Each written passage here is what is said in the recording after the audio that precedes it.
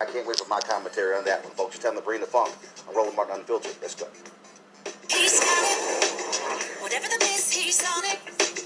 Whatever it is, he's got the scoop, the fact, the find. And when it breaks, he's right on time. And it's rolling. Best believe he's knowing. Putting it down from sports to news to politics. With entertainment just for kicks, he's rolling. It's on go, roll, roll, y'all. It's rolling Martin, yeah. Rolling with rolling now. He's funky, he's fresh, he's real, the best, you know he's rolling Martin now.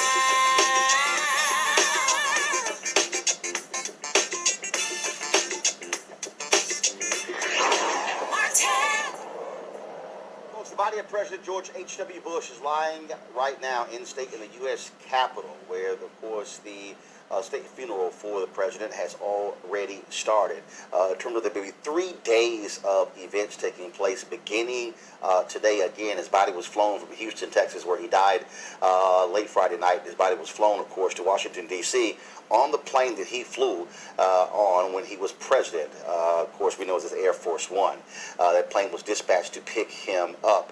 And, of course, tributes have been flowing in all across the country and the world for George H.W. Bush, former member of Congress, former head of the CIA as well. And, of course, he is the father also of another president. That is, of course, George W. Bush, and also the former governor of Florida, Jeb Bush. All those family members were on the plane as well when it flew into Washington, D.C. A ceremony took place there at Andrews Air Force Base when the body came off of the plane.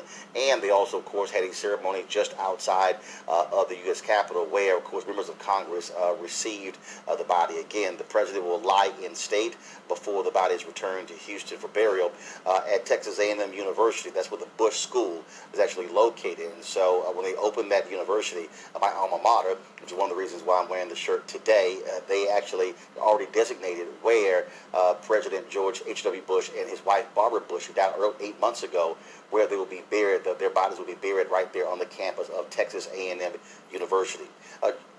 Joining us right now to talk about of course, President George H.W. Bush, his legacy, and we'll also get into with our panel his black legacy, is Dr. Louis Sullivan. He is the former Secretary of Health and Human Services who served under President George H.W. Bush. Secretary Sullivan, how are you doing? I'm doing fine, Roland, and how are you? Glad to talk with you, sir, my fellow Alpha brother. Also joining us is Armstrong Williams, syndicated columnist, host of the Armstrong Williams Show, who worked in the EEOC under Clarence Thomas during the Bush administration. Armstrong, how you doing? Hello, Roland. I want to start with you, Secretary Sullivan. You served under the president for all 4 years. Just your immediate thoughts on his legacy as president of the United States. We've lost a great leader, a very compassionate person, someone whose accomplishments I think we appreciate even more today than during the time that he was president. He believed in people. He took an interest in everyone. There was no one that he did not treat with dignity and respect, and I consider myself honored to have known and worked with President Bush. When you think about, again, how he carried himself as president, someone who served as the head of the Republican Party, led the CIA, former member of Congress, many people talked about his statesman-like stature, of course, leading us through the war there in Iraq as well. Huge approval numbers. That is in stark contrast, frankly, to the occupant of the Oval Office right now. And many people have talked about, again, missing that sort of leadership coming out of the Oval Office. Well, he was really someone who would work with everyone, whether you were Democrat, Republican, or independent, as long as you agreed on working to get an end result.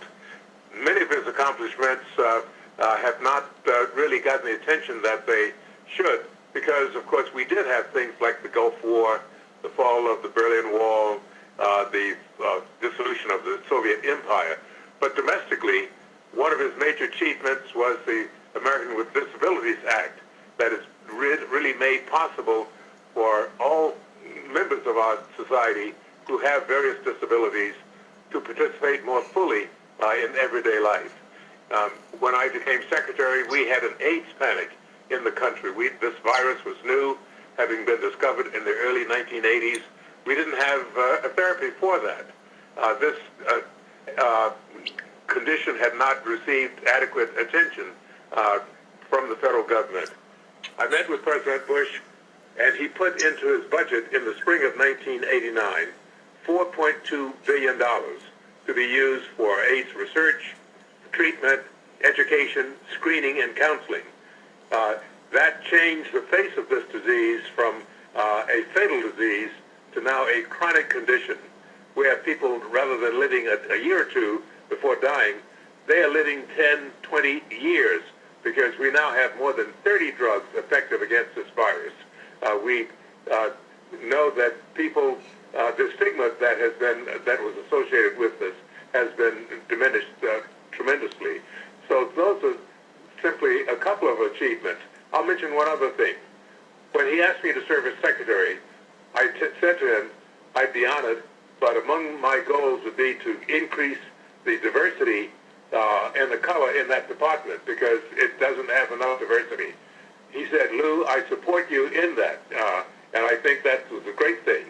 As a result of his support, I was able to appoint the first minority surgeon general and female, Antonio Novello, Hispanic, the first black Social Security Commissioner, Gwendolyn King, the first administrator of the Healthcare Financing Administration, now known as CMS, with Medicare and Medicaid agencies, the first woman to head NIH as director, Bernadine Healy.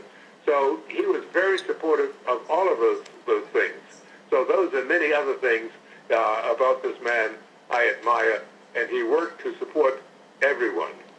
Armstrong Williams, your thoughts and reflections on President George H.W. Bush. Roland, former President Bush always wanted to be known as the education president. Many people forget about that. There was a time in his life when he was a school teacher. So he has very strong feelings about education. And I think sometimes what people forget, it was a time, particularly when minority inner city schools did not feel they were getting the same resources as these private elite and sometimes public schools. And the first debate about school choice and choice in education came about during the administration of George Herbert Walker Bush, where he felt that these schools and these students in these inner cities should also have access to the same facilities, the same kind of teachers that can give them the best shot at getting the best education and become a contributing citizen to society. So George Bush had a profound impact on education, particularly in inner city and minority communities. I don't know if you remember his Charlottesville Symposium, which was a game changer, because in that Charlottesville Symposium, what he was able to do was bring about accountability and standards that teachers had to earn their reputation. They had to earn their promotions at the time, and they had to produce results for the students. And so what they did, they put in some very strict criteria for in the areas of math and English, and even in the area of reading. And later on, when former President Bill Clinton took over, he continued that tradition of education and many of the policies that he instituted, which also 8 years later, which led to his son, when he was elected President of the United States, George H. Walker Bush's son, George, was No Child Left Behind and furthering his father's commitment to education. The other legacy that sometimes we forget about, were it not for George Herbert Walker Bush, there would be no African American on the Supreme Court today. None of us could ever forget that bitter fight of Justice Thomas, who was then chairman of the EEOC and then was a circuit judge of the Dixie Court of Appeals, being nominated by then President George Herbert Walker Bush to be his nominee for the Supreme Court.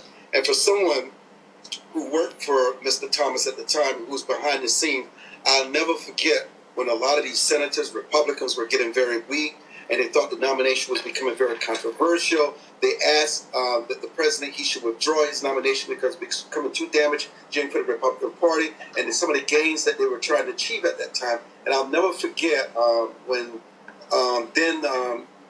Judge Thomas received a call from President Bush during the Oval Office in the middle of his confirmation hearings when he took a break. And I'll never forget, he was almost in tears. He said, I just heard from the president. And President Bush said, I don't care what anybody says, Clarence, I'm with you. I nominated you. I believe in loyalty.